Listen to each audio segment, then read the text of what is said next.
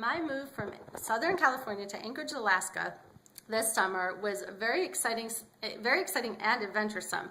I actually chose to move to Anchorage after visiting here in June. I had actually chose to move because prior to this time frame, I actually lost my job in Southern California and only had about 2 interviews due to the poor economy in the lower 48 in about a 3.5-month time frame.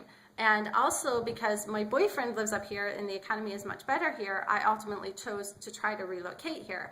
What happened is that I actually ended up coming up here in the beginning of June and amazingly had 3 interviews scheduled in a week. Unfortunately, none of those interviews panned out. However, within about a week and a half of my returning to California, I again had another 3 interviews, amazingly all within a matter of 3 days back to back. Fortunately, all of those employers agreed to interview me by either telephone or Skype, which is wonderful. Thank God for technology.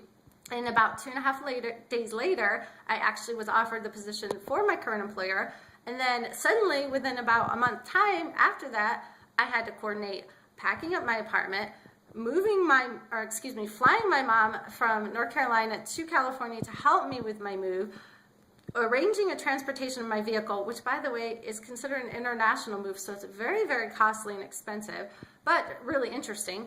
So what I ultimately chose to do is fly my mom out, drive from Southern California to Tacoma, which is about 1,400 miles, give or take approximately, and then actually put my vehicle on a transport ferry from Tacoma, Washington to Anchorage, Alaska, which takes about 3 days to get and arrive to Anchorage, and then it has to go through all the process to be picked up, and then also coordinate a flight from Tacoma for both my mother and I to Anchorage, hotel place to stay, the whole thing. Regardless, anyway, it worked out. It was amazing, wonderful, worked out really well.